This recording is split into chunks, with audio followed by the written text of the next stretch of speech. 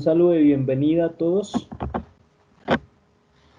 y un agradecimiento muy especial al profesor Carlos Perea, que muy gentilmente aceptó esta invitación para compartir con nosotros este espacio de celebración del Día Mundial de la Filosofía, de acuerdo al decreto de la UNESCO, celebrarlo el tercer jueves de noviembre año a año. Bienvenido al programa de filosofía nuevamente. Bienvenidos todos a este encuentro, a este momento para compartir una experiencia sobre la estrategia pedagógica de la memoria y los derechos humanos. Experiencia que nos va a compartir el profesor Carlos Perea. Y como director, pues dejar abiertas las puertas de nuestra casa y de nuestro programa en la Universidad de Pamplona para que el profesor Carlos continúe enriqueciendo de conocimientos nuestro proceso de formación y sobre todo el de los jóvenes que quieren aspirar al título de filósofos. El doctor Carlos Perea Sandoval, él es licenciado en Filosofía y Letras de la Universidad Santo Tomás, es docente universitario e investigador social, quien ha dedicado su vida pues a este trabajo, ¿no? Doctor en Sociología Jurídica e Instituciones Políticas de la Universidad Externado de Colombia, especialista en Pedagogía para el Desarrollo del Pensamiento, creo que la Universidad del Tolima, si mal no recuerdo, doctor Carlos. Sí, Bueno, y postdoctorado en Educación Latinoamericana en la Universidad del Zulia, ¿sí? Bueno, el doctor Carlos es escritor de diversos artículos y libros de investigación, asimismo publicaciones académicas y publicaciones de carácter pedagógica a nivel universitario y también escritor de Claxo, ¿no? O sea, asimismo hace parte del grupo de investigación en desarrollo humano de la Universidad Santo Tomás, grupo categorizado en A en la última medición de MinCiencias. Sus más recientes publicaciones, me tomé la tarea pues de rastrear, la que publicó con Claxo, ¿cierto? En julio de este año 2021, en la colección de grupos de trabajo en el libro Crítica del Derecho y el Estado frente a la reconfiguración del capital, pensamiento y praxis, el capítulo Perspectiva de una visión liberadora de la sociología, autores Carlos Perea Sandoval y Tania Meneses Cabrera, y el texto Arracimada y Memoriam, del cual hablaremos más tarde, con la editora productora gráfica de Santander S.A., publicado el 15 de agosto del 2021, y el ebook, ¿cierto? Es del 28 de septiembre del 2021. Autores Carlos Perea Sandoval y Alexander Perea Barrios y Fabio Leonardo Perea Espina. Bueno, muchas gracias, Oscar, muchas gracias, profesor Jacinto, muchas gracias a la Universidad de Pamplona por la invitación y hacer parte de este día, ¿no? Este día como integrado a las reflexiones de la filosofía, ¿no? Y la filosofía como transformadora de humanidad, o si no, no tendría sentido hablar de la filosofía. La idea es como poder compartir con el auditorio, pero más un conversatorio en el sentido de abrirnos a mirar posibilidades en cuanto a esa relación entre la pedagogía, la filosofía y dos elementos esenciales que tienen que ver con la filosofía política, el elemento de la memoria y el elemento de los derechos humanos no hegemónicos que de este escenario queremos como compartir. Claves para comprender el arte como mediador en la pedagogía de la memoria y los derechos humanos no hegemónicos. Ahí en este primer enunciado pues había un sentido claro, que es el sentido de comprender cómo en todo proceso de conocimiento, de construcción del conocimiento, colectiva del conocimiento, pues necesariamente aparece la concepción de la mediación. Pero esta concepción de la mediación es planteada más desde la perspectiva de Vygotsky. Vygotsky nos plantea pues a la pedagogía desde la escuela histórico-cultural que constantemente nosotros estamos siendo mediados a partir de símbolos y de herramientas y que cuando esos símbolos los incorporamos a nuestra estructura cognitiva, comienzan a adquirir sentido y solamente los signos con sentidos son los que pueden transformar nuevamente realidades. Y lo mismo ha ayudado con las herramientas que el hombre ha construido para ello. Entonces, desde esa perspectiva, vamos a hablar del concepto de mediación, pero además ligado al concepto de arte y cómo desde el arte se toma el arte en las dos dimensiones que plantea Vygotsky, ¿no? El arte como signo y el arte como herramienta en esos procesos de mediación, de transformación de las realidades. Y realidades, en este caso, concretas, las realidades en la construcción de la memoria colectiva y sobre los derechos humanos no hegemónicos. En este sentido, se plantean no hegemónicos para poder darle una amplitud mucha una escala mucho más amplia a la concepción de los derechos humanos como los conocemos, porque sabemos que los derechos humanos pues, es un concepto que surge pues, de la racionalidad occidental y ligado a unas corrientes filosóficas y políticas bien definidas, ¿no? Que dejaron por fuera otras posibilidades de prácticas de los derechos humanos que no tienen que ver necesariamente con lo que la sociedad occidental considera, ¿no? Entonces, empecemos a hablar de ello, ¿no? Traigo este mural, devuélvame mi imaginación, el arte es parte de la educación. Y comenzamos de una vez a mirarnos cómo es desde el arte que se puede hacer educación, ¿no? O sea, todo casi que podríamos plantearnos que todo acto de educación es un arte, todo acto de educación es un acto cargado de arte, ¿no? Desafortunadamente, pues en las prácticas educativas, por muchos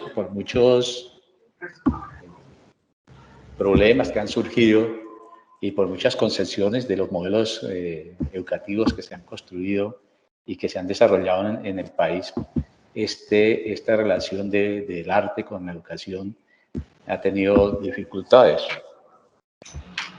Entonces, lo primero que nos vamos a preguntar es cómo visualizar la emergencia del arte como mediador, como mediación, en ese sentido que les planteaba inicialmente, ¿no? El arte como símbolo y el arte como herramienta en la mediación.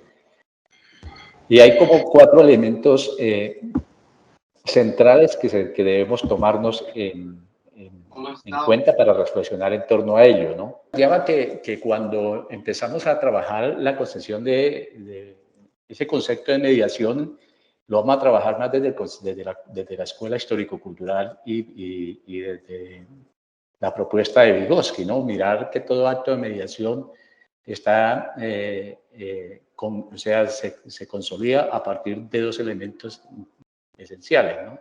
El símbolo y la herramienta. Y esos 2 elementos son los que desde el arte comienzan a actuar cuando asumimos ese papel que le vamos a dar al arte, ¿no? Pero entonces la pregunta es, ¿cómo visualizar la emergencia de ese arte como mediación? Y se plantean 4 exigencias. Uno, autoproblematizarnos sobre nuestra condición a mediar, ¿cierto? El por qué, o sea, preguntarnos el por qué. O sea, no hay mediación sin intención. O sea, si falta la intención, en todo acto pedagógico que falta la intención, donde falte la intención, pues eso es un acto fallido, ¿sí? Lo otro es explorar el acontecimiento, el cómo, o sea, cómo voy a realizar ese acto de mediación que ya lo tengo intencionado.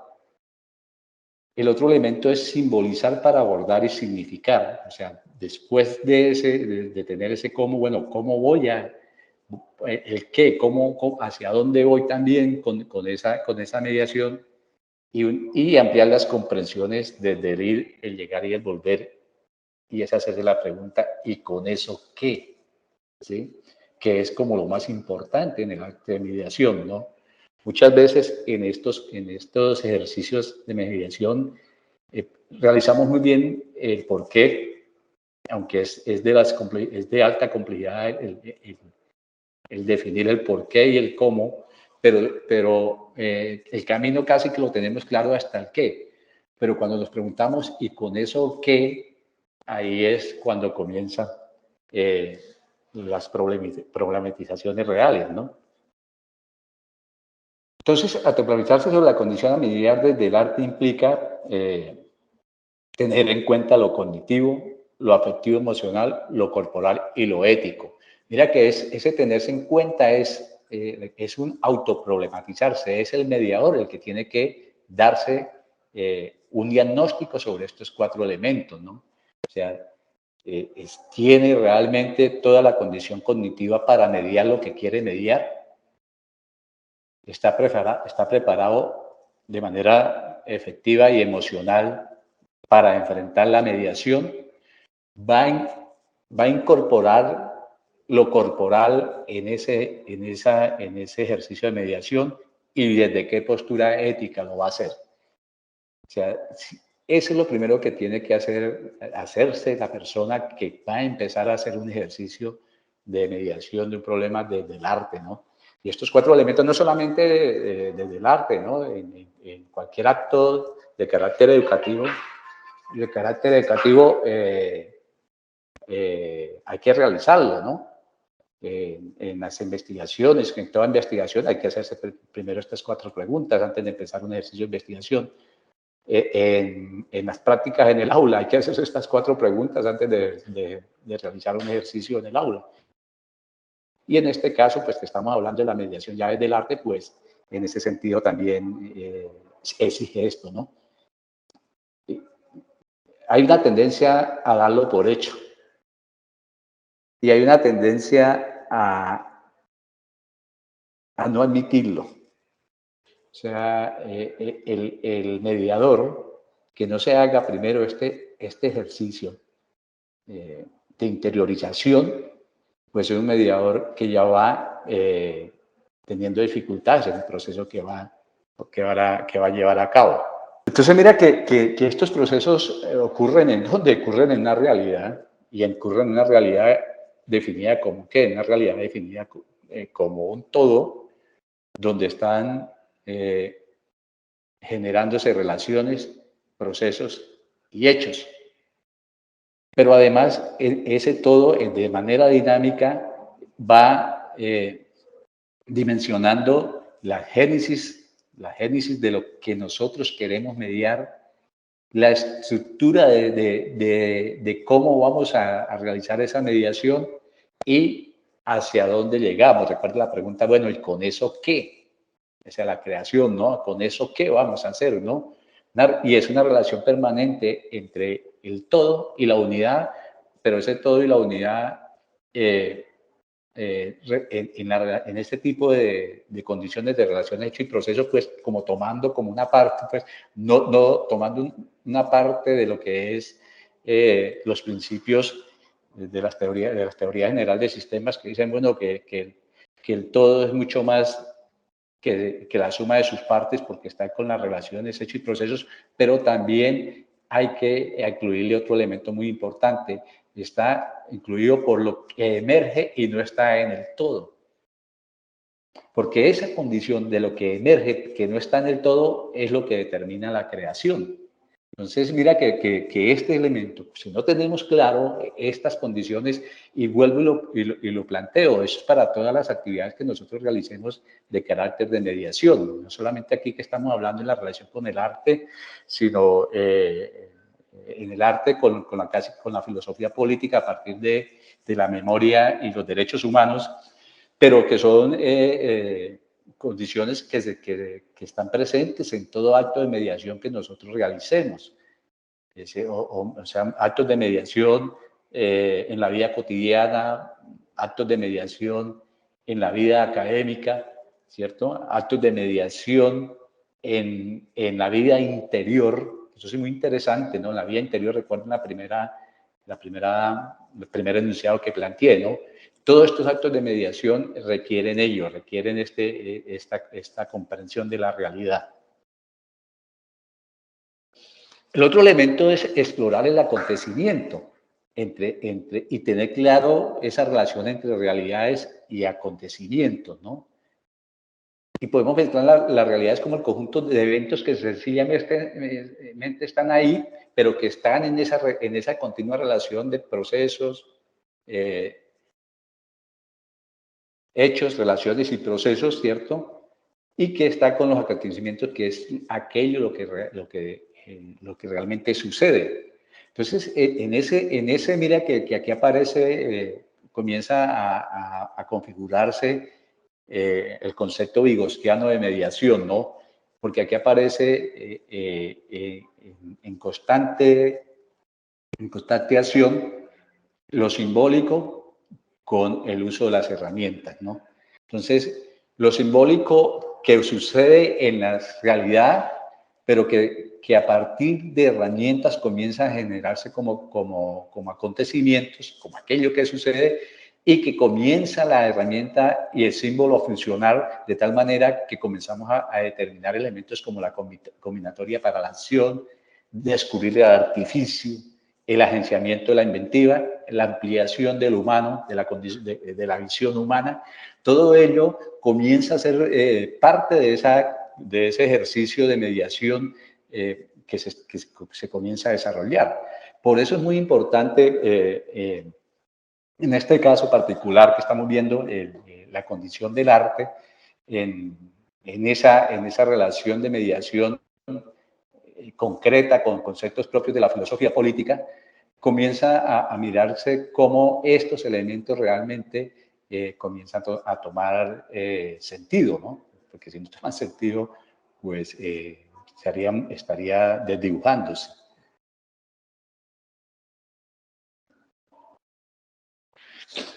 Estaríamos casi diciendo eso, no estaríamos mirándonos en los espejos y no en las ventanas, ¿no? Algo así como lo plantea usted, ¿no? Qué difícil es el espejismo de empezar a creerse en uno mismo, ¿no? Entonces, es en ese sentido que comienza la mediación a desarrollarse. Y comienzan las preguntas que nos permiten a nosotros ir configurando el sentido de lo que queremos hacer con la mediación, ¿no? Lo primero que nos podemos preguntar, ¿por qué considero que el problema que quiero mediar desde el arte es realmente un problema? Mira que aquí vuelvo y recalco, se habla desde el arte, pero podríamos plantearlo desde cualquiera otra de las disciplinas donde ustedes se desarrollen o desde cualquiera otro de los problemas filosóficos que en los que ustedes son especialistas, ¿no? Entonces, ¿por qué considero que eso que yo digo que es un problema es realmente un problema, ¿no? Y desde la perspectiva también de la escuela histórico-cultural, se plantean tres elementos que deben de tenerse en cuenta en ello, ¿no? Uno, que realmente permita transformar lo construido, que permita diferenciar lo hecho y que me permita lograr lo imposible. Por eso, desde muchas teorías, sobre todo teorías educativas, muchos autores plantean la diferencia entre un ejercicio y un problema y va encaminado en ello, ¿no? Mira que si nosotros nos hacemos preguntas que consideramos que son problemas y cuando las llevamos a ese ambiente anterior que estábamos mirando acá, de las relaciones hechos procesos, y este de explorar el acontecimiento, lo llevamos allá, y vemos que no se transforma lo construido, que no se diferencia de lo hecho y que no va tendiente a lograr lo imposible, pues entonces no es un problema. Se puede quedar en un ejercicio, se puede quedar en una tarea, se puede quedar en una reflexión teórica, pero no es realmente un problema. Y esto es lo esencial que tenemos que nosotros, desde esa concepción de la mediación, tener claro, ¿no? Entonces, transformar lo construido, transformaciones a lo largo de la experiencia en una tensión entre lo excepcional y la cotidianidad, ¿no? Esto es algo así como se plantea en la dialéctica, pues, marxista, en el sentido de que si el mundo de la apariencia considera con su esencia, o sea, si el mundo de la apariencia y el mundo de la esencia fueran iguales, entonces ¿para qué la ciencia, no? Elementos de relaciones de redes de complejidad y plantearlo paradójico, es decir, aquello que nunca llega a ser del todo estable. Entonces, mira que en esta concesión, y esta concesión es también de la Escuela Histórico-Cultural, comienza a mirarse la necesidad de realmente construir, más que construir, identificar el emerger de los problemas, en este caso desde el arte, ¿no? Porque desde el arte podremos tratar de mediar, y es lo que nos ha sucedido, ¿no? Usamos el arte para mediar condiciones cotidianas, pero a veces nos quedamos en niveles nocionales, ¿no? Y no vamos a profundidad porque no tenemos la comprensión de que lo que tenemos que entender para encontrar ese sentido, esos tres elementos como ejes articuladores, ¿no? Transformar lo construido, lograr lo imposible y diferenciar lo hecho. Y vuelvo y recalco esto para toda otra actividad que se haga desde otra concepción, estos tres elementos son fundamentales. Simbolizar para abordar y significar, ese es el sentido del arte. Ese es realmente el sentido del arte, ¿no? Simbolizar para abordar y significar.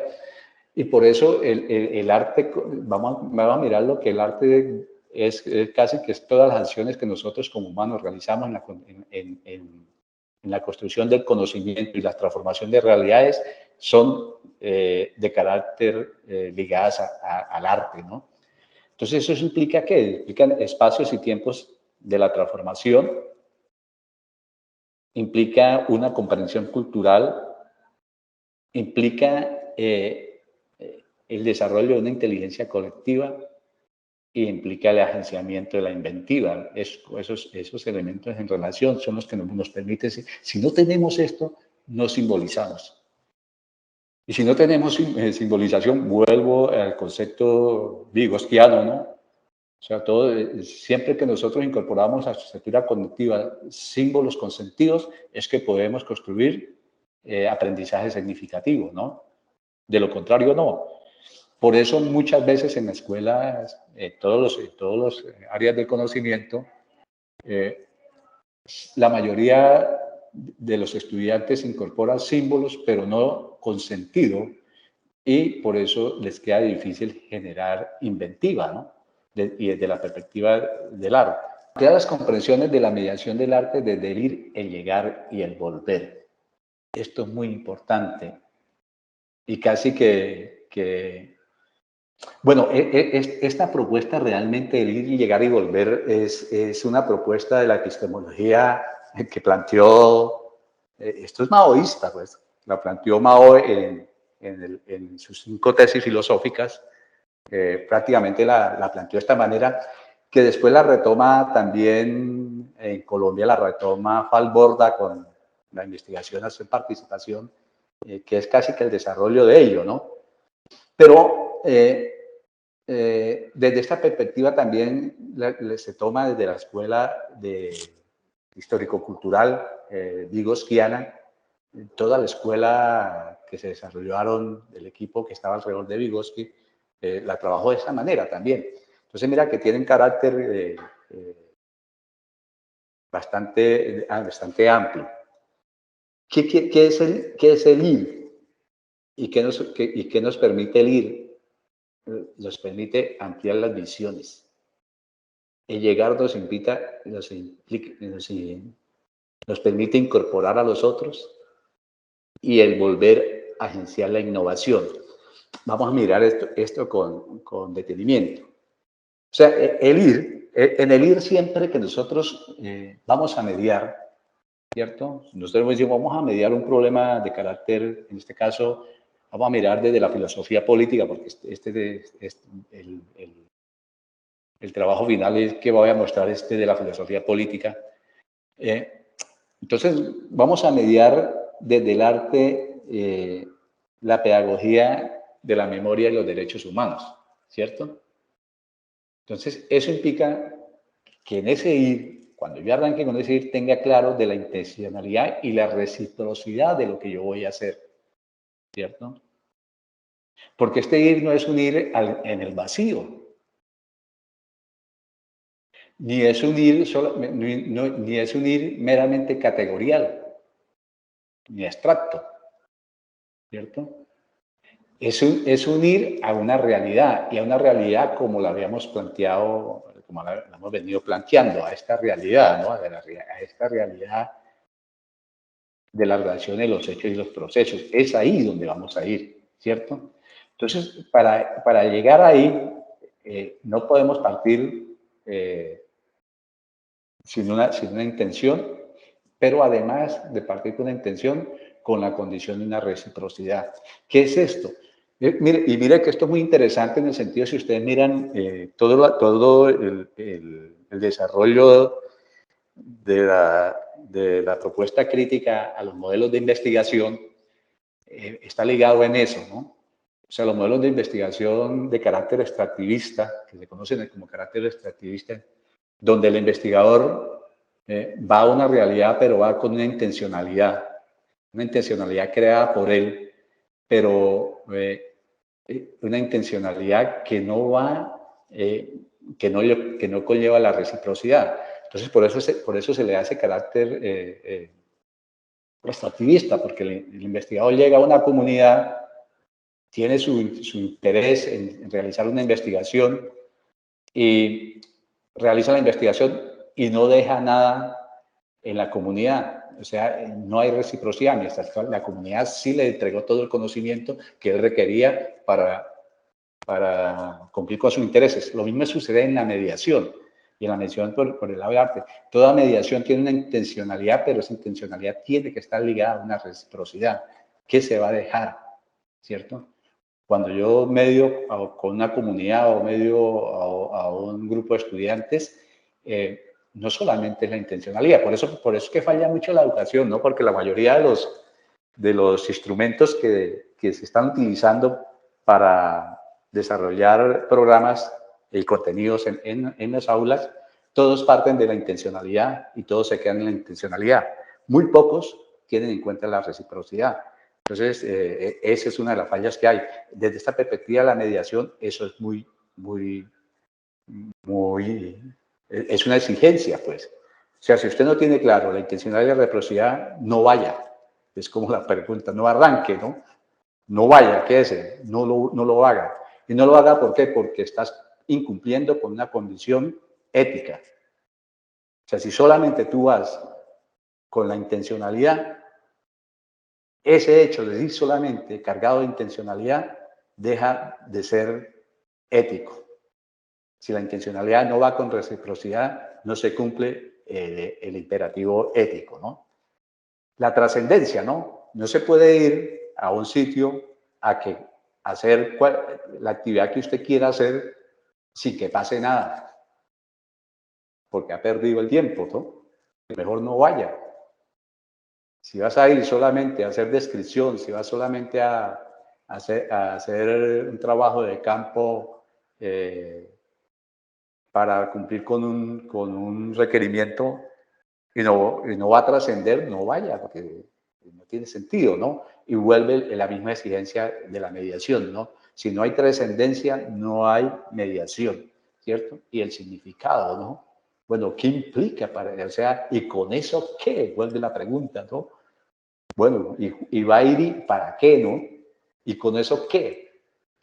Por eso es que esta pregunta, así tan fácil que se ve, ¿no? ¿Con eso qué? Tiene una complejidad fuerte. Partimos con unos elementos, con una intencionalidad, con una reciprocidad, con una trascendencia y con un sentido, y llegamos. ¿A dónde llegamos? Llegamos a donde queremos compartir la mediación, ¿sí? O llegamos a una comunidad, o llegamos a un aula, o llegamos a un movimiento, ¿cierto? Pero vamos a llegar. Pero ya llegamos con unos elementos que tenemos claros, ¿no? Al llegar, ¿qué tenemos que desarrollar desde el punto de vista de la mediación. Tenemos que tener un control y regulación del comportamiento, ¿no? ¿De quién? De uno, como mediador, ¿cierto? Entonces, si no se hace eso, al llegar se crean ruidos, ¿no? Se crean ruidos en la comunidad donde se quiere trabajar. Y estos ruidos pues, se convierten en obstáculos de carácter epistemológico. No se puede hacer nada. Si hay obstáculos de carácter epistemológico, no se puede hacer mediación, ¿cierto? Esa control de regulación de comportamiento le permite al mediador buscar la novedad y la complejidad, pero ¿dónde la va a buscar? La va a buscar con nosotros, ¿no? Pero la va a buscar en esa realidad donde él va a llegar, ¿sí? Por eso vuelvo y miramos el elemento, ¿no? Va a llegar a esto, ¿no? A transformar lo construido, a diferenciar lo hecho y a lograr lo imposible, ¿cierto? Es eso lo que va aquí en esta búsqueda de la novedad y la complejidad. Y va a llegar ¿a qué? A construir conocimiento desde la comunidad ampliada. Y esto es muy interesante, ¿no? Porque implica que ya el mediador se dibuja ahí. Entonces mira que el mediador arrancó con una intencionalidad, con la reciprocidad, con la trascendencia y con el sentido. Llegó a donde va a ejercer la mediación, controla el regulamiento, va a buscar la novedad y se dibuja. Se dibuja ¿por qué? Porque el que toma el liderazgo es la comunidad ampliada. ¿Y qué es la comunidad ampliada? Mira que esto es muy importante desde el punto de vista también de la escuela histórico-cultural, pero estos son aportes que le hace Kropotkin a la epistemología desde la filosofía. Cuando Kropotkin planteaba, mire, realmente en el campo de la ética, decía Kropotkin plantea, mire, realmente la condición ética es una condición única en todas las especies y es de carácter biológico, decía Kropotkin. Y esa condición biológica tiene un imperativo categórico que es garantizar la supervivencia de las especies. O sea, ese principio se da tanto en los seres, en los vivos no humanos como en los vivos humanos, ¿no? Pero él decía, mire, los elementos principales de la construcción ahora lo habla de la moral, aquí le dice, bueno, la construcción de lo moral sí es una construcción de carácter cultural. O sea, la construyen los humanos son los que comienzan a hablar, a entender ello, pero dice Kropotkin, pero la moral construida desde la cultural es un reflejo de los comportamientos construidos desde lo biológico e incorporados en los humanos. Entonces, el concepto de comunidad ampliada es desde esa perspectiva, es entender que no solamente de la visión antropocéntrica se construye el conocimiento, en este caso, no solamente, o sea, lo antropocéntrico se vuelve también en un obstáculo de carácter epistemológico cuando se va a mediar. Y porque hay que tener en cuenta, Bruno Latour lo plantea más radical, dice hay que tener en cuenta lo vivo humano, lo vivo no humano y las cosas. Que de las visiones ancestrales es mucho más amplia porque dice no hay que tener en cuenta lo vivo humano, lo vivo no humano, las cosas y las cosmologías en la construcción del conocimiento, o si no es una condición de conocimiento fragmentada y no terminada, ¿no? Y el volver, o sea, ya compartimos, trabajamos, y el volver ¿a dónde? El volver a donde partimos. ¿Y cómo vamos a llegar a donde partimos? Mirando la pertinencia de lo que se construyó, compartiendo lo que se construyó y ampliando las representaciones con lo que se construyó. Este es el elemento más interesante. ¿Por qué? por la pertinencia de lo que se construyó desde la comunidad ampliada. ¿Para qué? Para compartir con quiénes, con la comunidad ampliada. ¿Y para qué? Para ampliar las representaciones. Ese es el ejercicio de la mediación. Y aquí es lo fuerte. Esto, si se planteara, por ejemplo, en términos husserlianos, con el mundo de la vida y el mundo de la ciencia, pues, que plantea ese movimiento que plantea Husserl, ¿no? Que partimos del mundo de la vida, vamos al mundo de la academia y volvemos al mundo de la vida, tiene algo de esta visión, ¿no?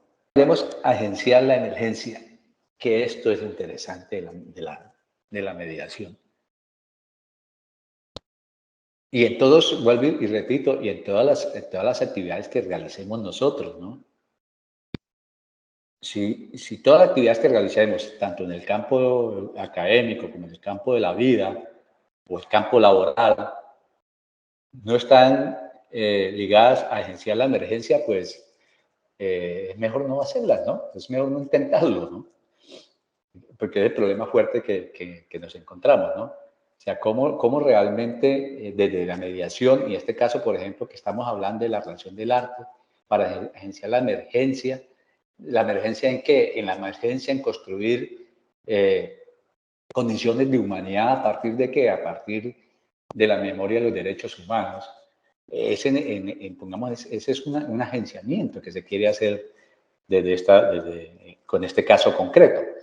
Pero ¿cómo se agencia la emergencia? Y es interesante porque se cree que con el concepto de emerger está incluido el concepto de agenciamiento. Y no necesariamente, ¿no? O sea, hay muchos procesos que no emergen porque no ha habido agenciamiento de los procesos. ¿Sí? Es como la condición. Entonces, para agenciar la emergencia, hay unos procesos que hay que realizar, ¿no? Y mire que es interesante primero esto, desvelar la emergencia desde el colectivo, o sea, solamente desde el colectivo se puede agenciar la emergencia. O sea, solamente desde el accionar de la inteligencia colectiva, del cerebro social y de la emocionalidad colectiva es que se puede lograr ese agenciamiento de la emergencia. Esto es un requisito sin esa condición de mirarlo desde lo colectivo, siempre nos vamos a quedar estacionados. El otro elemento es crear modelos de aprendizaje metodológico conjunto. Y vuelvo, recargo, y estos modelos de aprendizaje metodológico conjunto es desde la concepción de la comunidad ampliada. Y desde la concepción desde la comunidad ampliada, como se está trabajando acá, porque es que hay un concepto también de comunidad ampliada que se aplica en la educación, que se desarrolla en el sentido de considerar la comunidad ampliada de la educación, pero con todos los actores que intervienen en la educación. Pero en este caso es más allá, ¿no? Es realmente desde incorporar lo vivo no humano a lo vivo no humano y las cosas en la construcción del financiamiento de esa emergencia. Esto, pongamos, las corrientes animalistas han generado mucha teoría en torno a ello también, ¿no? En cómo esa integración de lo vivo humano y lo no humano es esencial. Pero no solamente las corrientes animalistas, hasta las corrientes pongamos, la ecología profunda también ha trabajado fuertemente ello, ¿no? El otro elemento es propiciar la optimización de parámetros. O sea, esto es una operación de carácter, desde el punto de vista vygotsquiano, es una operación de pensamiento de carácter superior, ¿no? O sea, casi que tiene que ver con los niveles de categorial y los niveles, los niveles conceptuales y categoriales. Pero desde la escuela vygotsiana se toma también desde la concepción de la dialéctica materialista, en el sentido de que rompe con, pongamos que con todos los parámetros que se venían generando sobre todo desde la psicología anglosajona y europea, en cuanto al desarrollo de los procesos de pensamiento en los humanos, ¿no? Entonces, pongamos la visualización piagetiana, cuando plantea, bueno, el desarrollo de los procesos de pensamiento están ligados al desarrollo biológico de las personas y por lo tanto a cada edad pueden hacer tales operaciones, entonces se iba de lo preoperacional a lo operacional, a lo concreto y a lo formal, ¿sí? La escuela vygotsiana dice, no, el desarrollo de los procesos psicológicos de orden superior no están ligados al desarrollo biológico, sino están ligados a la cantidad de símbolos con significados que el sujeto haya incorporado a su estructura cognitiva, que es diferente. Y por tanto, estos procesos, como están planteados, estas etapas son válidas en el sentido de que pueden llegar a desarrollarse hasta lo del pensamiento formal, pongamos como la corriente piagetiana, cuando dice, bueno, después de la adolescencia, el humano tiene la capacidad de construir, de operar con conceptos y teorías y modelos, ¿cierto? Esta escuela le dice, sí, pero hay que dar un paso mucho más allá y hay que ir no ir de lo concreto de lo concreto a lo formal, y no quedarse ahí, sino que volver a lo concreto. Y lo concreto es la síntesis de las múltiples determinaciones, es decir, la unidad en la diversidad. Y solamente en ese concepto, la unidad en la diversidad, es que se pueden propiciar la optimización de los parámetros. Desde otra perspectiva, no. Ese es como lo fuerte que se plantea acá, ¿no? Y definir el acontecimiento de la comunidad ampliada, lo que sucede desde la comunidad ampliada, ¿no? En esto hay muchos ejemplos, ¿no? Por ejemplo, recuerdo de una referencia que hacen de un grupo de investigación de psicología norteamericano que quería como mirar cómo en las comunidades indígenas mexicanas ligadas más al lado de Chiapas, cómo trataban ellos el problema del estrés. Y entonces construyen el documento de investigación que van a hacer y llegan a la comunidad y se dan cuenta primero que ese concepto no está incorporado en las comunidades. El concepto de estrés es un concepto moderno y occidental, ¿no? O sea, las comunidades no tenían ese concepto, pero dialogan. Entonces, bueno, entonces, ¿qué es lo que para ustedes es el estrés? Entonces, le comentan los investigadores que el estrés, dicen, no, para nosotros eso es la tristeza. Entonces, el acontecimiento en este caso, para los investigadores, era un concepto de carácter psicológico definido como estrés. Para la comunidad era un concepto de vida definido como tristeza. ¿Sí? Entonces, si no hay ese acuerdo para definir desde la concepción de la comunidad ampliada, pues el acto de mediación se pierde, ¿no? Se pierde. Entonces, ellos llegaban y le decían, bueno, está bien, ya entendimos, ya llegamos como a un acuerdo de cómo es que podemos tratar el estrés haciendo la analogía con la tristeza que ustedes plantean. Pero entonces el estrés dice, pero él le dice, pero no es una tristeza normal, es una tristeza profunda, le dicen los investigadores a la comunidad. Entonces a los líderes de la comunidad, entonces el líder de la comunidad le dice, bueno, cuando alguien está en una tristeza profunda, llamamos a la comunidad, nos tomamos de la mano y repartimos la tristeza que tiene la persona, la repartimos entre todos nosotros y luego cada uno de nosotros repartimos la tristeza que acumulamos en los animales y luego los animales reparten la tristeza que tienen en los vegetales y va la cadena. Así es como nosotros tratamos eso que ustedes llaman estrés. Díganos ustedes cómo lo tratan.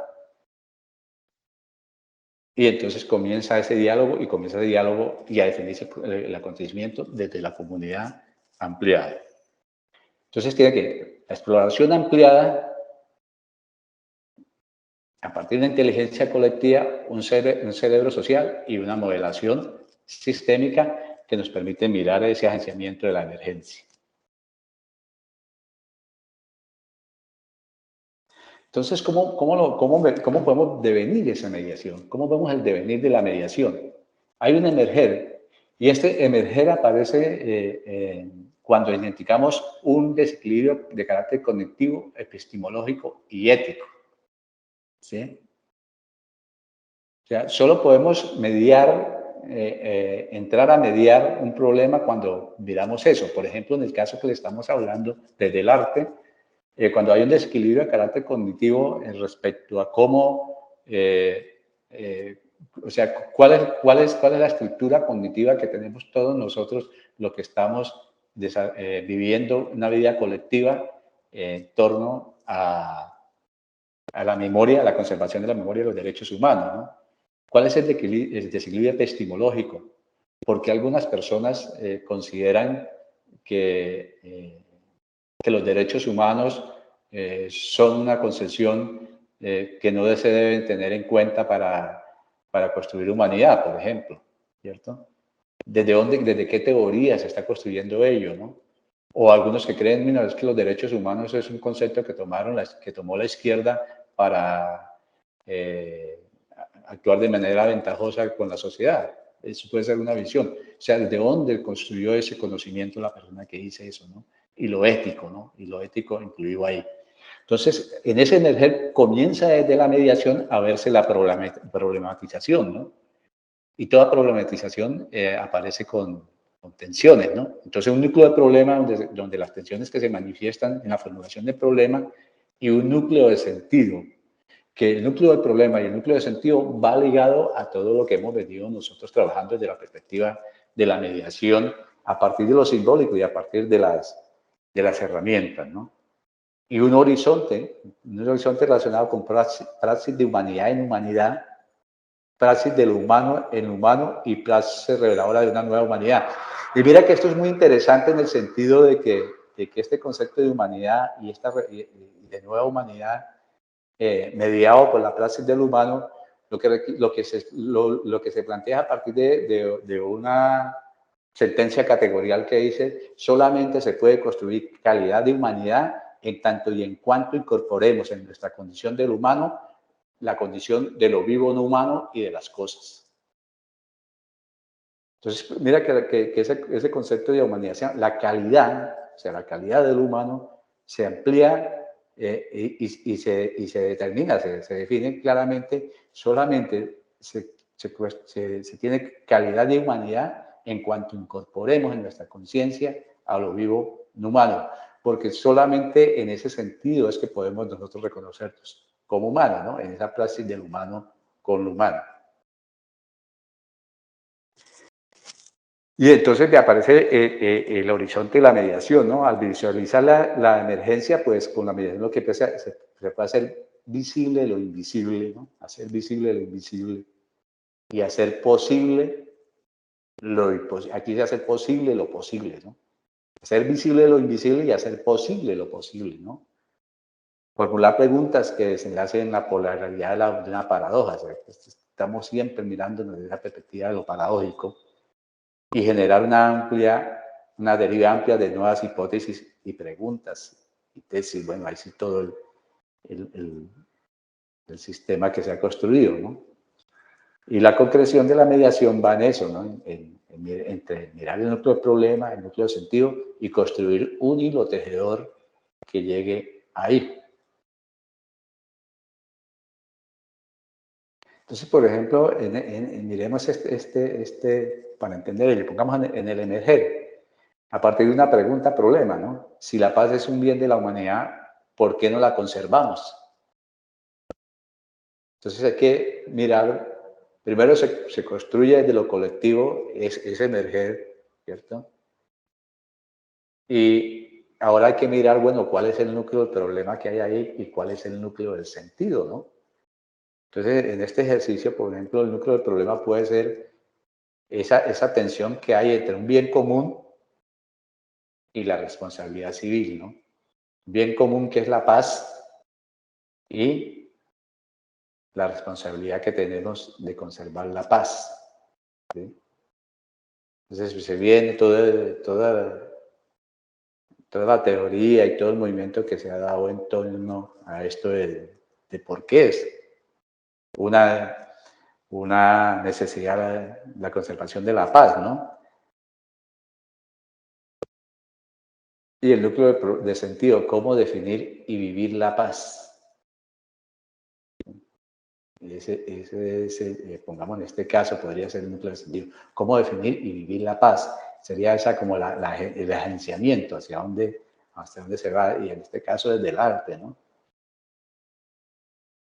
El horizonte, ¿qué se busca con la cultura de la paz? El hilo tejedor, el derecho humano a la paz, clave para una nueva cultura. Y esta sería como la estructura dinámica de comprensión del modelo, de este modelo de mediación desde el arte. Pues esta estructura dinámica de comprensión está construida a partir de conceptualizaciones del modelo histórico-cultural, también de todo lo que tiene que ver con la visión de Latour sobre la construcción del conocimiento de la comunidad ampliada, ¿no? Me interesa es que miremos esto, bueno, esto también es de Bolívar, Bolívar, un epistemólogo español que plantea también ello, ¿no? El movimiento que se da entre el contexto determinado, o sea, lo dado, y el contexto determinante, la acción, y cómo tiene esa relación entre las categorías y el acontecimiento que surge como el acto de mediación, ¿no? Y en esa relación comienzan a verse, en este caso son conceptos muy particulares de una visión teórica, ¿no? Epistemológica, pero comienzan a verse elementos como, bueno, principios de pluralidad, ¿no?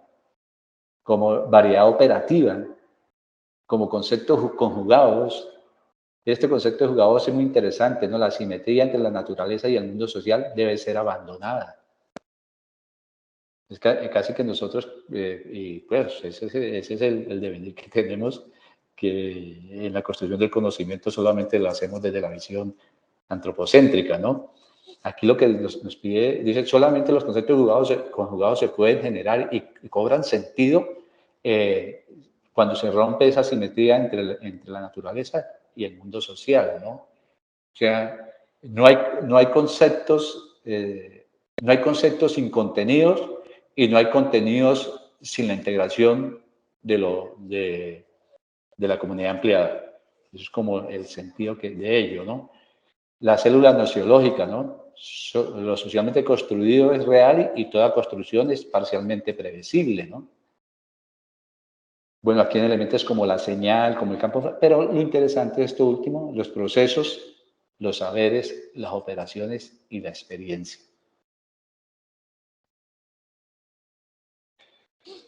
Entonces, miremos el caso concreto que podemos evidenciar cómo funciona esto, ¿no? Cómo funciona este modelo también es un modelo teórico, ¿no? Y es construido por humanos, o sea que es una propuesta, ¿no? Pero que tiene esa condición de que es construida por humanos y para humanos y y susceptible de ser transformada, ¿no? Una visión más, diríamos, ¿no? Bueno, ¿qué tipo de problemas se abordan desde la memoria de los derechos humanos? Entonces, una de las primeras preguntas que tenemos que hacernos cuando vamos a hacer esa mediación desde el arte, ¿no? Entonces, algunas tensiones que podemos abordar, ¿no? Tensiones que aparecen entre gobernantes y gobernados. Esto ya mirando desde la filosofía política, ¿no? Y de la perspectiva sociojurídica, ¿no? Tensiones entre el poder y la libertad. Y tensiones entre la autoridad y la autonomía. Entonces, preguntas que generan desequilibrios mediadores desde el arte. ¿Afecta realmente a nuestras vidas el tipo de gobierno que tengamos? ¿Tenemos algún margen de elección al respecto o el tipo de gobierno que existe es más bien algo sobre lo cual no tenemos ningún control? ¿Podemos saber qué es lo que hace a una forma de gobierno mejor que a otra? ¿En qué momento los gobiernos ameritan nuestra lealtad y en qué momento debemos negársela? ¿Quién puede jugar y con qué criterios juzgar? ¿Quién puede juzgar y con qué criterios lo que hay de justo en las leyes y actos de los estados que exigen nuestra lealtad? ¿Es la protesta una manifestación del arte? ¿El arte es memoria o desde la memoria se hace el arte?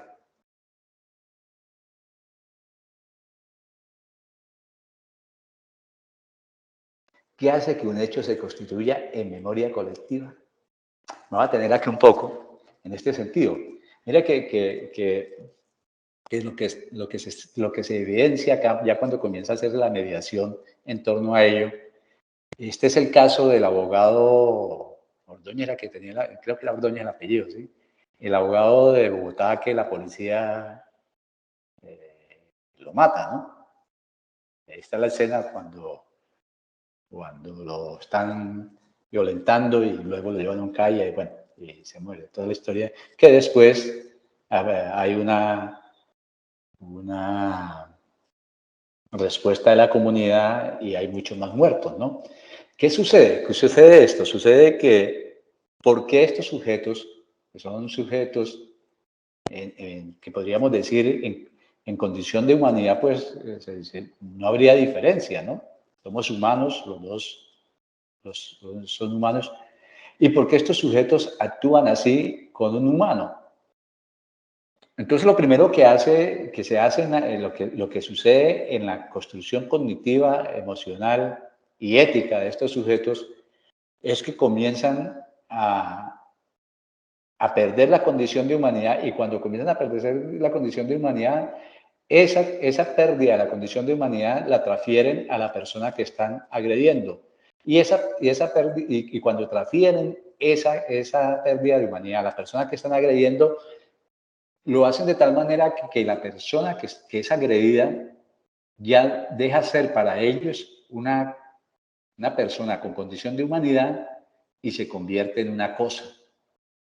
Y como es una cosa, lo pueden tratar como lo están tratando, ¿sí? Pero como el sujeto no vive solo, nosotros no vivimos solo, vivimos en un colectivo, como en una comunidad ampliada, entonces, ¿cuál es aparece la obligación ética de devolverle la condición de humanidad a él? Y esa obligación ética de devolverle la condición de humanidad a él la asume la sociedad, la asume el colectivo.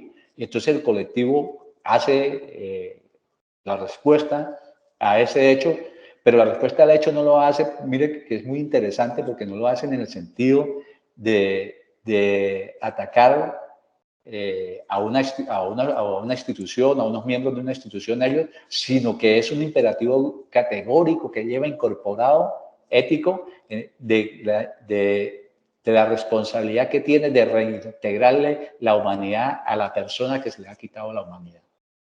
Y entonces por eso se da la revuelta, ¿no? Es muy interesante ese caso para mirar. Y entonces ese hecho hace que se constituya en una memoria colectiva. O sea, la memoria colectiva son todas las acciones que nosotros incorporamos en nuestra conciencia, que están ligadas a la reconstrucción de la humanidad en los que se ha perdido esa condición.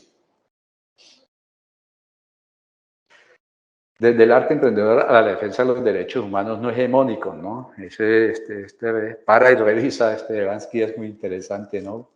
Cómo lo que nos han hecho creer de que, o sea, bueno, estos son los dispositivos de poder en términos hablando, en términos foucaultianos, ¿no?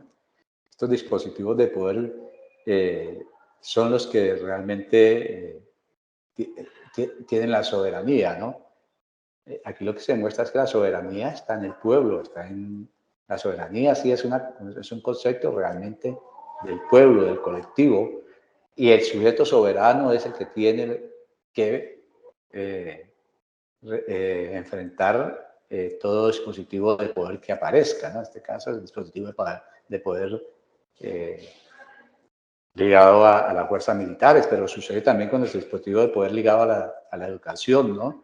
Y ligado a la iglesia y ligado a la cultura, ¿no? Todo dispositivo de poder debe ser controlado por la soberanía, y la soberanía es el colectivo. Los modos de dominación no se encarnan en una particularidad de la vida social, sino que se hace patente en el modo como se ejerce el poder. Un proceso de liberación, entonces, es un ejercicio de arte que resiste a otros, que tiene por objeto reducir el campo de acción de la libertad. Bueno, hasta acá es como la fundamentación desde este modelo, ¿no? De mirar cómo mediar desde el arte, en este caso la filosofía política y concretamente la memoria y los derechos humanos. Es un proyecto que se desarrolla precisamente en ese sentido, en hacer pedagogía de la memoria y los derechos humanos. Se llama Racimada, tiene una conceptualización de por qué Racimada. Pero en general, ¿qué es? En general es un ejercicio que se hace de recuperación de la memoria con casos de violación de derechos humanos que han ocurrido en el país, ¿sí? Y a partir de determinar el hecho desde la perspectiva, como hemos venido hablando, ¿no? Del ir y el volver y el llegar, se hace una confluencia de las artes para hacer pedagogía. Entonces, está la literatura, está la música y está la crónica como elementos que integran cada uno de los hechos. Se seleccionaron 10 hechos de violación de los derechos humanos. Uno el que tiene que ver con las madres de Soacha, otro con los chicos que estaban en una estación de policía en San Mateo, también en Soacha, y que la estación fue incendiada y murieron varios de ellos. Otro hecho es un líder ambientalista del Tolima, que estaba encargado, se había dedicado su vida a cuidar el pájaro, el loro origen amarillo, que fue asesinado. Otro, el bombardeo de los niños en un campamento guerrillero, un bombardeo por parte del ejército. Otro, el asesinato de una mujer trans. Y otro, el asesinato de una activista feminista en Barranca Bermeja. Y los dos últimos de los ocurridos en el paro nacional, uno en Cali con el chico Marcelo y el otro en Madrid, Cundinamarca, con el chico Elvis. Esos son como los casos que se tomaron. A cada caso se le hizo una narración tipo crónica ficcionada. De la narración surge la letra para una canción y se hace la musicalización y el video de la canción. En este caso voy a mostrarle algunos así rápidamente. A ver, este caso, este es el de las madres de Soacha.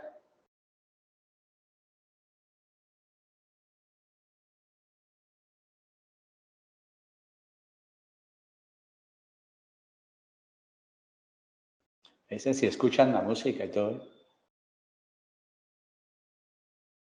El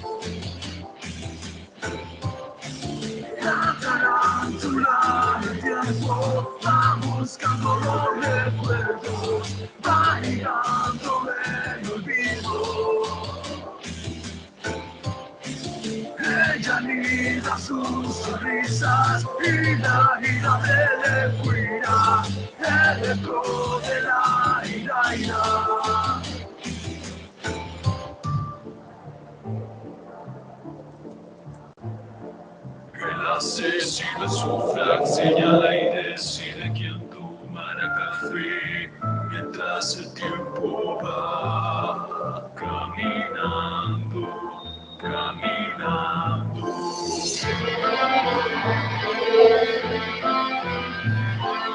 Acá tengo el vestido que mi hijo usó el 7 de enero del 2008, porque a partir del 8 nunca más volví a saber nada de él. Cada vez que cojo esta prenda, siento su presencia en él.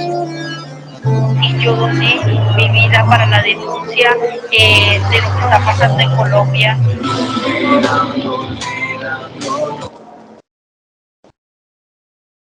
Bueno, ese es como uno de los videos que están ahí. Voy a compartirles otro.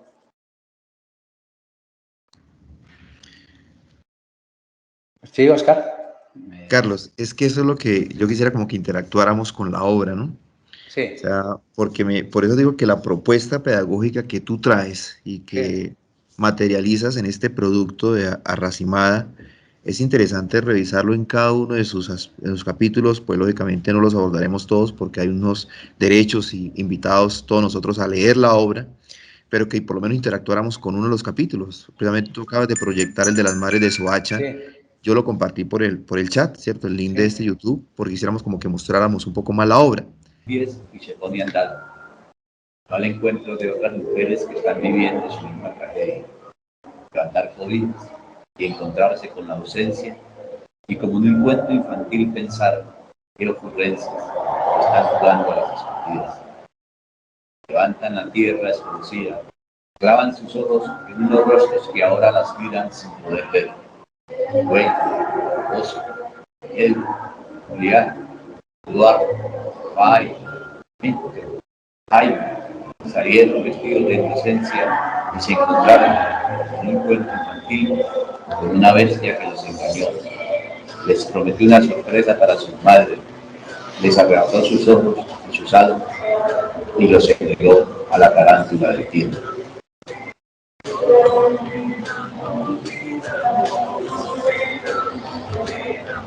Una vez leído el relato y planteado las preguntas desequilibradoras, se invita a escuchar la canción, cuya finalidad es enlazar la racionalidad con la emoción, de tal manera que se tenga una sensibilización mayor respecto a la necesidad de proteger los derechos humanos.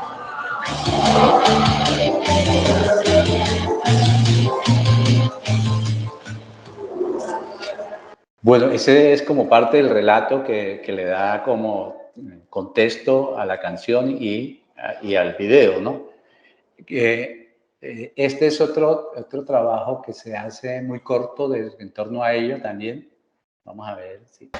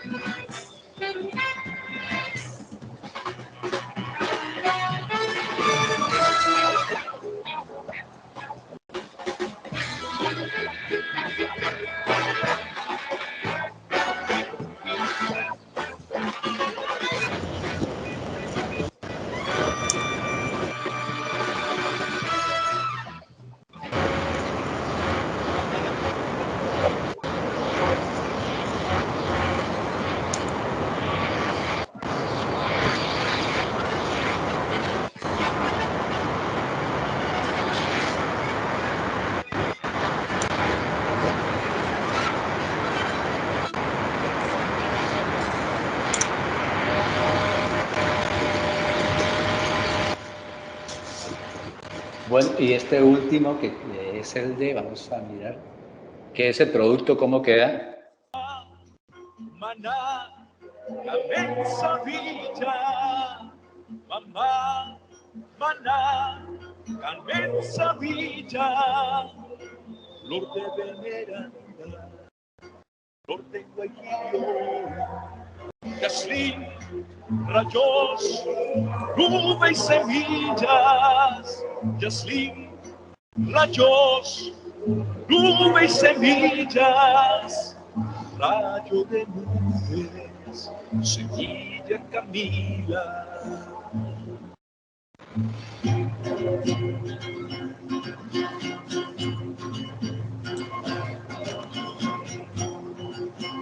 Dolor de la selva,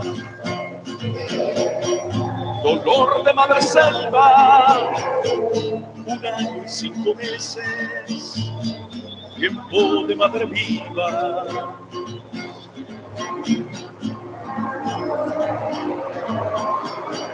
Llanto de la montaña, montaña de brota llanto, 1 año y 5 meses, tiempo de visión cegada.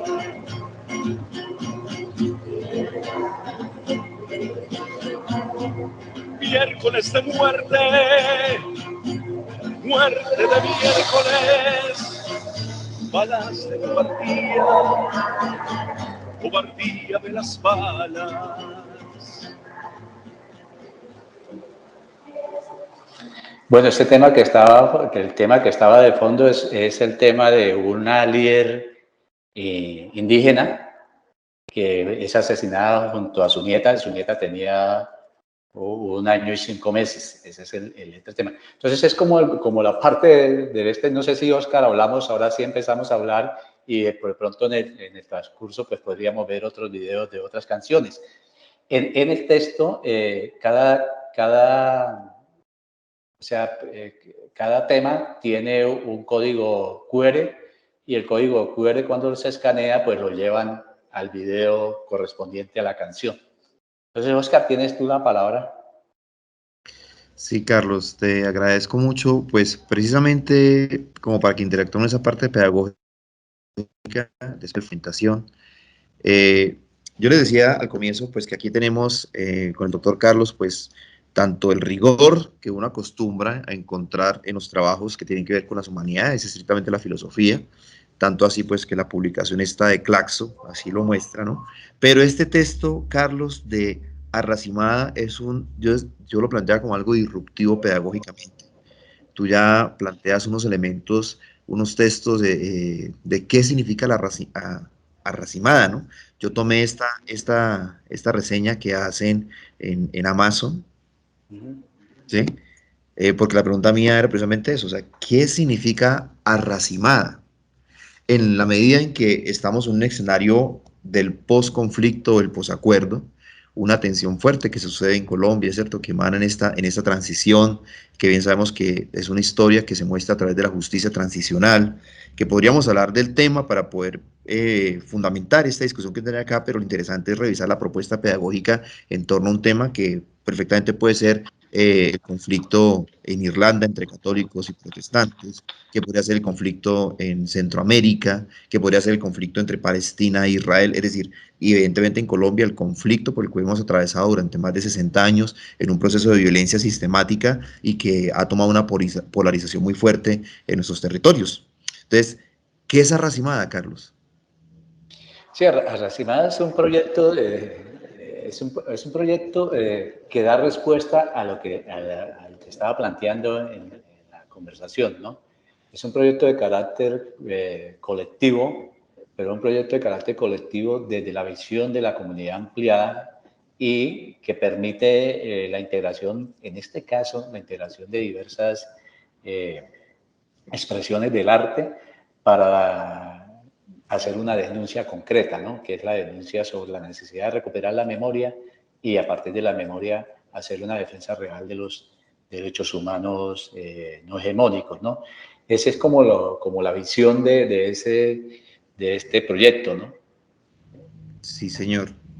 pues precisamente en orden a ello, pues quisiera, tú ya muestras un video donde describes cómo es la estructura del texto, pues en mis manos está, gracias Carlos por hacerlo llegar. Y es interesante la propuesta pedagógica porque yo quisiera que tocáramos el primer capítulo que tiene que ver con la tarántula del tiempo. Yo sé que tú tendrás un capítulo predilecto tal vez, pero yo quisiera que compartiéramos tal vez este capítulo. Yo lo que muestro, así como tú lo hiciste en el video, que es interesante cómo el texto maneja unos códigos QR, ¿cierto? Como tú lo acabas de decir, y en cada capítulo pues nos lleva a una serie de experiencias pues la canción de la tarántula del tiempo, que tú ya la compartes y que el texto me lleva, ¿sí? Si me permites, yo hago como lectura de lo que tú estabas presentando en el video del elemento que tiene que ver con el capítulo de la tarántula del tiempo, ¿no? Sí. Dice así, dice, se levantó temprano y sintió la presencia de otras mujeres.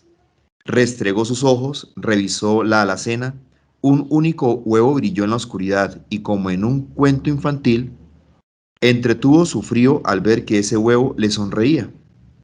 Pensó, ¿qué ocurrencias es la sonrisa de mi corazón? Antes de irse para el rebusque del día, entró al cuarto de su hijo. Estaba segura que la seguían acompañando. Levantó la cobija que la cubría, miró el rostro en la oscuridad, entretuvo su ternura al ver en los ojos un par de caramelos, pensó, ¿qué ocurrencias son los ojitos de mi alma? Hoy se levanta temprano, seca sus lágrimas, calza sus pies y se pone a andar. Va al encuentro de otras mujeres que están viviendo su misma tragedia, levantar cobijas y encontrarse con la ausencia y como en un cuento infantil pensar, ¿qué ocurrencias? Están jugando a las escondidas. Levantan la tierra desconocida, clavan sus ojos en unos rostros que ahora las miran sin poder ver. Weimar, Oscar, Edward, Julián, Eduardo, Fair, Víctor, Jaime. Salieron vestidos de inocencia y se encontraron, como en un cuento infantil, con una bestia que los engañó. Les prometió una sorpresa para sus madres, les arrebató sus ojos y sus almas y los entregó a la tarántula del tiempo. Y este párrafo que viene me parece bastante fuerte, ¿no? Dice, para cerrar, en su guarida, como en un cuento infantil, la bestia monta en caballo de paso, bebe la sangre de los inocentes y decide quién toma café. El número de la bestia es el 6402. Sonríe y se jacta porque ha superado el 666. En todo el territorio del país se sabe quién dio la orden y se le recuerda a la bestia que no es un cuento que las madres nunca olvidan. Carlos, si nos das un contexto, pues uno cuando lee esto me transporta. Evidentemente hay un campo de fundamentación para entender lo que tú estás expresando en este capítulo. Es muy corto. Es corto, pero tiene una profundidad en la escritura que a través de este ejercicio del relato, de la literatura, no sé cómo lo llamas tú, nos lleva a esa memoria, ¿cierto? Esa memoria de las madres de Soacha. Si nos quieres ampliar un poco más como la estructura de esto que está aquí planteado, el código QR yo lo estuve explorando, ¿cierto? Y de manera curiosa el código superior me llevó al video que tú proyectaste en la canción, ¿cierto? De la tarántula, que lo compartimos por el chat para los participantes de esta reunión. Sí. Y en la parte de abajo me lleva como un video, creo que el que tú proyectas, porque no me permitió entrar, creo que necesito un código, ahí sí ya... No, esa ahí es con que se colocaron las dos opciones, con el otro pues tiene que entrar con la clave ahí arracinada, pero es el mismo video, es que se puso las dos opciones por si acaso llegase, algunas veces en YouTube se cae o alguna cosa, entonces llega al otro video. Sí, o sea, yo quiero aquí rescatar las dos cosas, ¿no? Tanto la propuesta como la fundamentación teórica que está detrás de esta construcción que tú presentas. Porque Sí. cuando da uno el código QR nos lleva al video que tú acabas de proyectar, que es la tarántula del tiempo. ¿Cierto? Sí. Pues muy bien, excelente. Asimismo, la propuesta, bueno, ya el video nos aclara de qué trata el video y asimismo también nos lleva el otro QR que está aquí en la parte final de una descripción en el 2008, ya leemos esta partecita, y me lleva a mí directamente al Centro Nacional de Memoria Histórica. ¿sí? Me lleva como un campo de fundamentación de recogida de memoria. Entonces, Carlos, coméntanos la estrategia pedagógica de por qué un capítulo tan corto que se desarrolla en 1, 2, 3 y 4 cuartillas tiene tanto contenido. Sí, ese es como bueno, esa es la construcción de la racimada, ¿no? Y la construcción de la racimada no solamente es de los elementos, sino porque detrás de todos los elementos, detrás de cada elemento que se desarrolló, pues hay unas personas, hay un equipo, ¿no?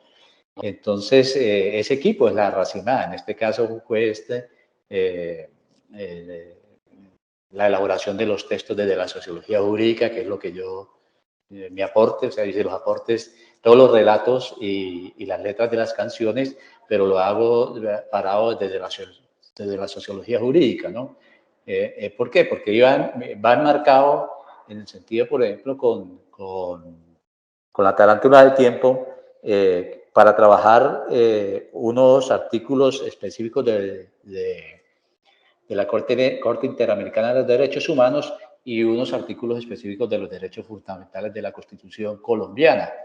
Entonces, el docente a partir de ahí puede coger, pongamos, los derechos fundamentales de la Constitución colombiana y dice, bueno, a nadie le podrá quitar la vida, ¿no? Como que es el primer principio, ¿no? Y entonces con eso pueden comenzar a trabajar en el aula, ¿no? Cada canción tiene su estructura pedagógica y su mapa cognitivo. No lo incluimos porque nos pareció que ya era como direccionar mucho el trabajo, ¿no? Porque cada docente le puede dar a esto mucho más desarrollo en torno a los temas que se están trabajando y la diversidad de los temas que se están trabajando. El otro elemento importante es que pongamos el equipo de músicos, ese tiene dos articulaciones. Uno es música de carácter, carácter urbano, como el primer tema, y hay otros temas que son música de carácter andino, para decir, o folclórica, para decir algo. Te pongo, vamos a mezclar este que está acá. Entonces aquí ya es el otro estilo que se incluyó.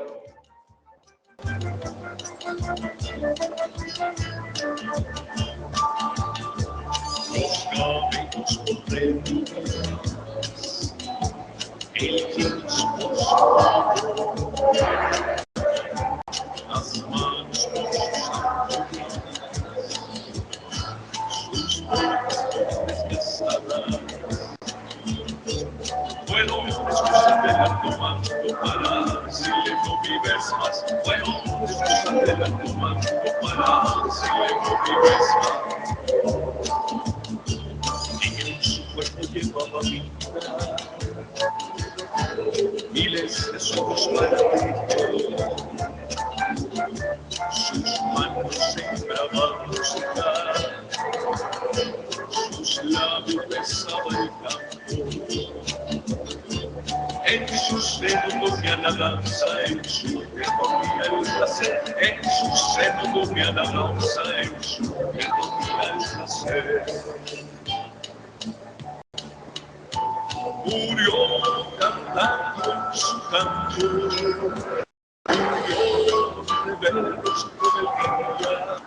Entonces, ese es otro estilo de que se incluye. Esta canción el caso es de una niña de 14 años que vivía en un pueblo en el Cauca. Llega un paramilitar y se enamora de ella y ella no le pone cuidado al paramilitar y el paramilitar en un retén la detiene y la asesina y bota el cuerpo, ¿no? Está todavía desaparecido el cuerpo. Y la madre lo único que dice es que en el pueblo lo único que recuerdan de ella es que era muy bonita, ¿no? Entonces, esta canción viene en ese sentido. Ese es otro estilo. El otro estilo es pues, el que escuchamos con el de Yashlin, que es el de la niña indígena. Otro que es más como blues, que quisiera hacer como blues, es el de que es el de este es el de la mujer trans que fue asesinada.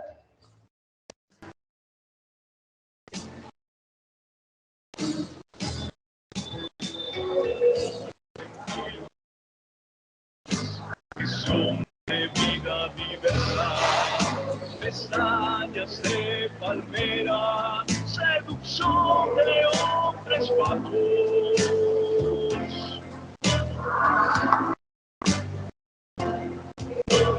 Labios de fruta dulce, atracción de placeres bufones, boca de animal misterioso, alimento de pasiones tristes.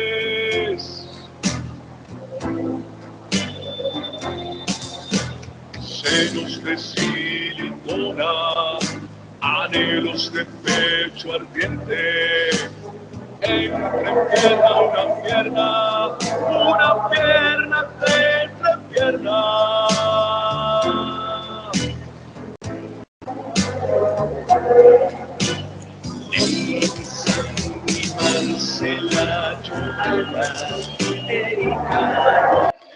Y este último que quiero que lo escuchemos, a ver. Este es del chico de Cali que le pega un niño de 17 años que le pega una patada a un policía y el policía saca y lo mata. Una patada para volar, Marcelo. Una patada de resistencia, Marcelo. Una patada para volar, Marcelo. Una patada de resistencia, Marcelo.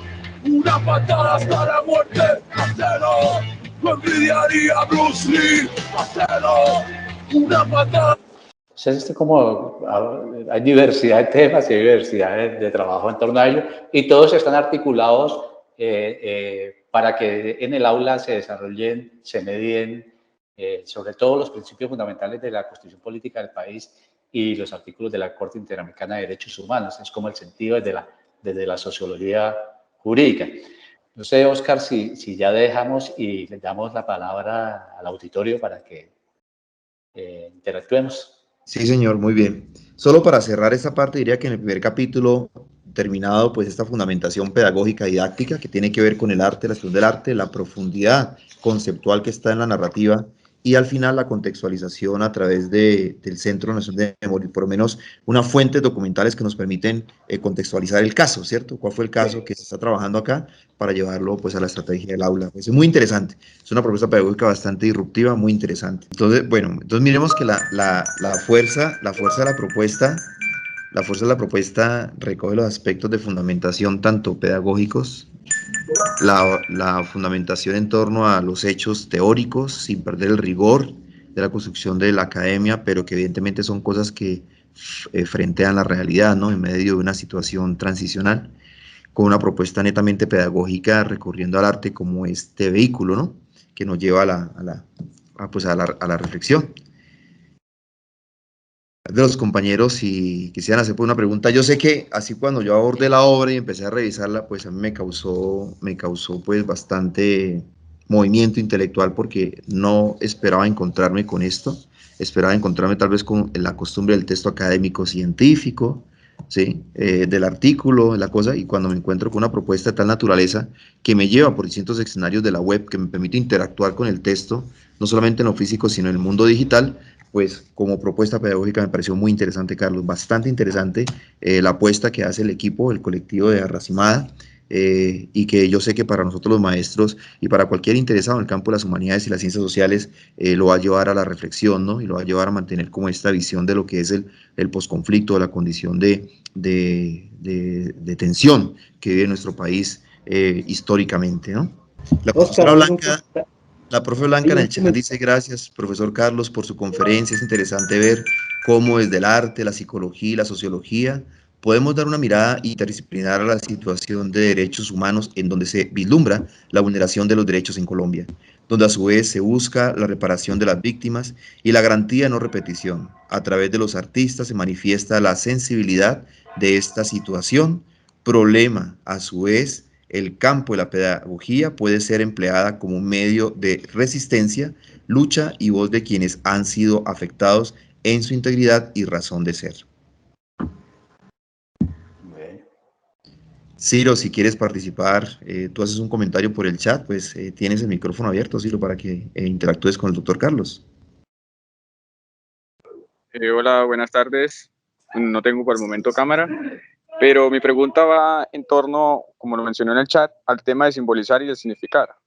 Que aparte de los 4 pilares fundamentales mostrados, ¿existen algunas otras categorías que puedan darle más sustentación a estas mismas? Sí, aquí están sustentadas, como le planteé, desde la perspectiva más vygotsiana, ¿no?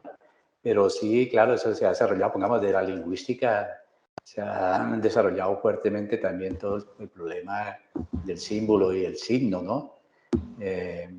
Desde la semiología, pongamos de Greimas, eso ha trabajado también muy fuerte ello, ¿no? Pero acá sí está más centrado es en el campo desde la perspectiva de la mediación, de los procesos de desarrollo de pensamiento.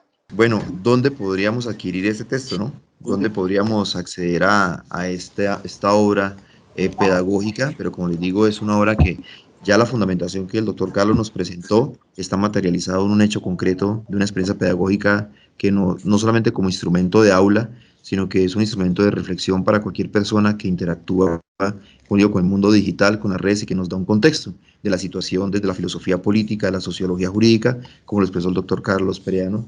¿Cómo accedemos a la obra, Carlos? Bueno, ahí, pongamos en Amazon, está en digital, en físico está en las librerías en Bucaramanga y en Bogotá. Pero si quieren, pues yo le puedo enviar, profe Oscar, si usted me pide, yo le puedo enviar unos ejemplares Sí, señor. para que los pueda como también colectivizar allá en la universidad, ¿no? Sería como lo que veo como lo más práctico, ¿no? Sí, señor. Para poder desarrollar eso, ¿no? El libro tiene un costo de 30.000 pesos, es lo que se está vendiendo en 30.000 pesos. Muy buenas tardes para todos. Buenas tardes. Primero, no, yo quiero agradecerle al doctor Carlos por la conferencia.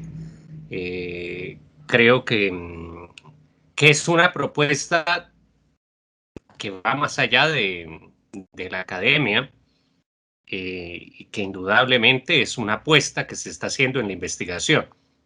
Eso me agrada muchísimo.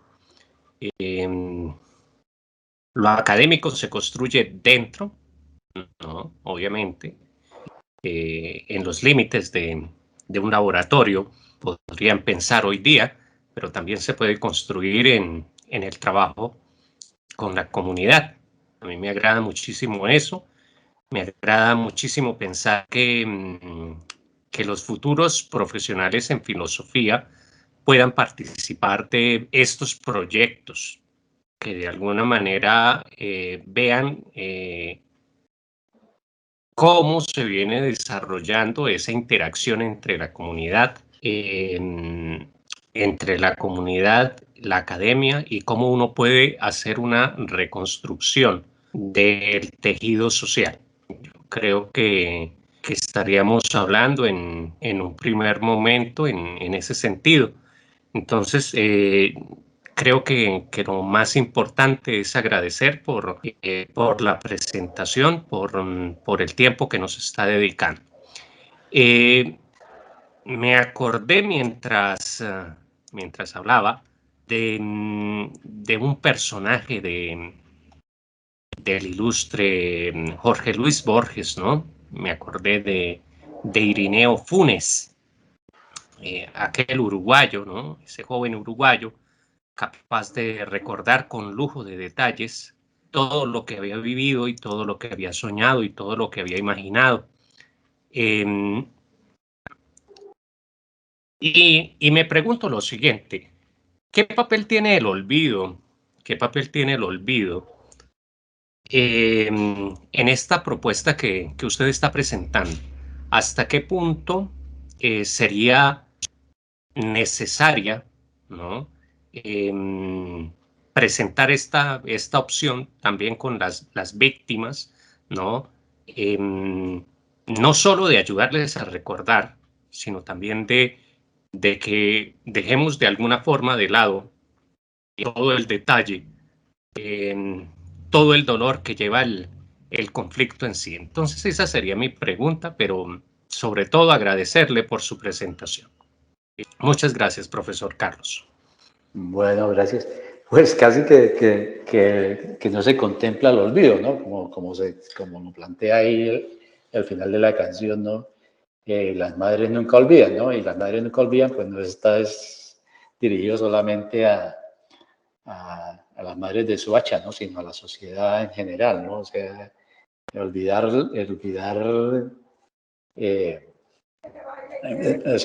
incorporar el olvido no está contemplado, ¿no? En este caso no está contemplado porque porque estas vivencias están en dinámica, están constantemente apareciendo, ¿no? Entonces, en ese sentido, no creo que esté contemplado, ¿no? Pero bueno, es interesante la pregunta porque el papel del olvido también hay que trabajarlo, ¿no? Sí, yo lo digo en el siguiente sentido. Lo que pasa es que hago un poco de esos procesos de empatía en el papel de la víctima y me sorprendió muchísimo el video de la señora, ¿no? Que salía allí como víctima de su familia, sus hijos, de los falsos positivos y ella con alguna prenda, ¿no? Y cuando uno tiene una prenda y de pronto uno activa los sentidos, oler, recordar, eso es dolorosísimo, es volver a pasar por el calvario, yo le diría así, es volver a pasar por el calvario de esto y aún peor, ¿no? Porque uno hablaría de injusticia, ¿no? O sea, estaría allí. Y no sé, vuelvo y le digo, recordé a Funes el Memorioso y, y tendría que ser una tortura para una persona poder recordar todo lo que ha sucedido.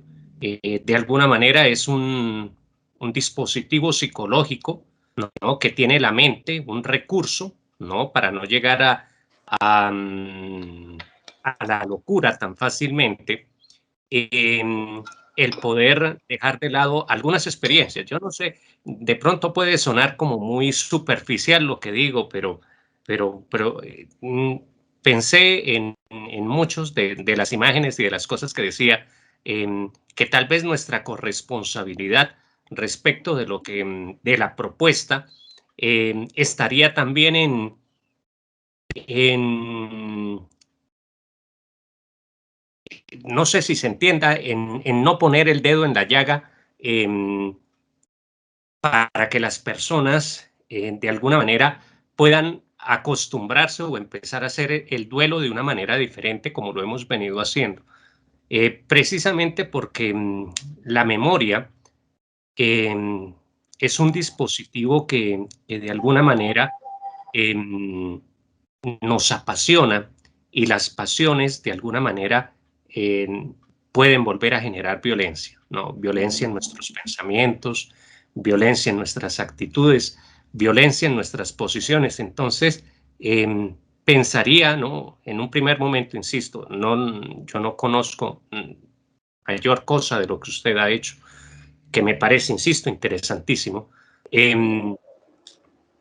Como que lo primero que se me vino a mí fue hay que olvidar un poco. Y pues de ahí mi pregunta, pero muchísimas gracias por su intervención.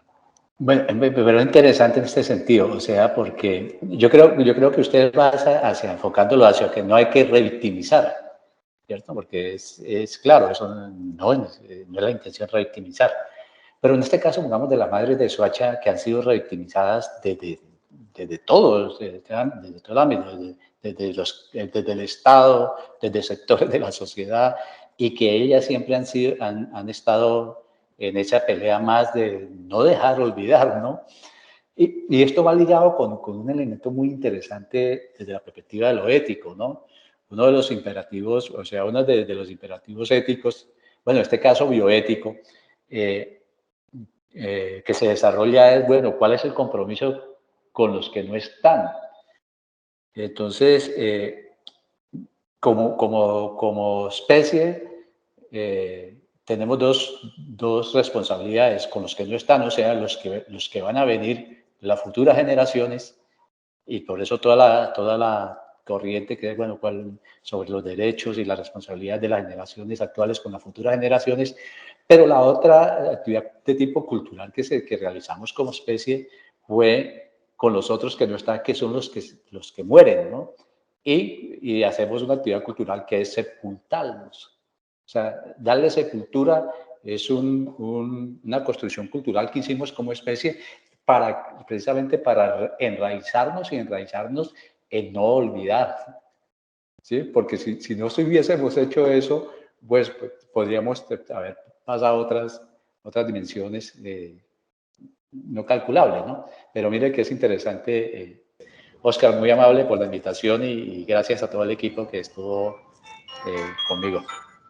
A usted, Carlos, por compartirnos esta conferencia del arte como estrategia pedagógica de la memoria y los derechos humanos, precisamente en el marco conmemorativo del Día Mundial de la Filosofía, siendo hoy 18 de noviembre del año 2021. Esperamos pues en otra oportunidad podernos encontrar. Profesor Jacinto, si pudiésemos encender un momento las cámaras para hacer un registro de participación del evento, les agradecería inmensamente. Nuevamente, inmensa gratitud, doctor Carlos, por sus aportes muy significativos en este proceso, y de parte de la administración de la universidad, pues tiene las puertas abiertas para que siga interactuando con nosotros.